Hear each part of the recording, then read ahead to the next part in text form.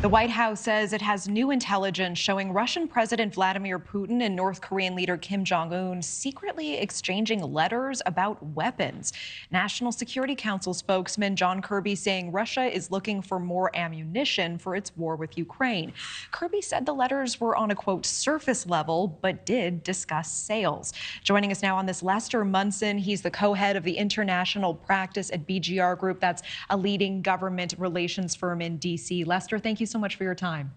My pleasure. What is your read on all of this? Should the U.S. be concerned? Is it a threat, a potential alliance between Putin and Kim Jong-un?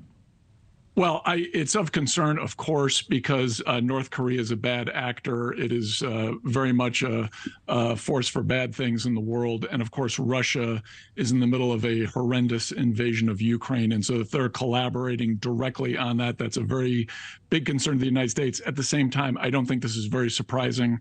North Korea and Russia have had a longstanding relationship that Russia doesn't like to acknowledge very much. And I think the question I have is, what is the role of China in all of this? North Korea basically exists at the by the leave of China. China is the most important actor for that country. What is their role in all of this? Is this a way of saying China is in fact giving assistance to Russia through North Korea? I have some real concerns about who the actual parties are involved here. Very interesting. I mean, is President Putin looking for another ally, or does he just need weapons at this point? And does that speak to his status in the war in Ukraine right now? Yeah, he's pretty desperate. The Ukrainians, their counteroffensive has been going a little slow, although it's been picking up steam lately. Of course, Putin has a lot of internal issues with respect to the Wagner Group episode of a couple months ago, Prigozhin's apparent death notwithstanding. He is desperate for any kind of help. The two countries that are willing to help him overtly are Iran and North Korea. But I do think this kind of begs the question, is China helping him behind the scenes? Interesting.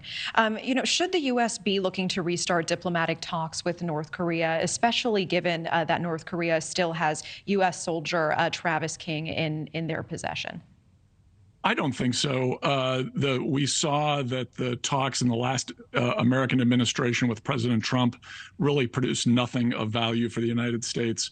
The U.S. ought to focus on the very good work that the Biden administration is doing with respect to South Korea and Japan and our other allies in the region, and bringing them together and helping them overcome historical differences. That is much more valuable than any kind of outreach to North Korea. Talk to me more about your concern that behind the scenes, China may actually be aiding and abetting Vladimir Putin. Any evidence of that? And given if that is true, what should the U.S. be doing at this time? I don't have evidence of it. I am speculating a little bit, but I know that North Korea is not able to sustain itself. It is desperate for trade with China.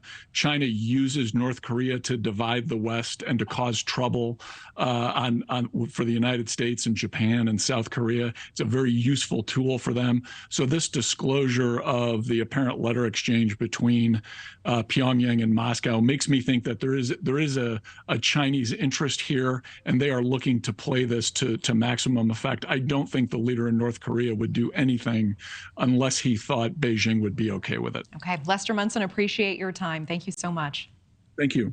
Thank you for watching. Go to newsnationnow.com to find News Nation on your television provider. And don't forget to click the red subscribe button below to get more of News Nation's fact-driven, unbiased coverage.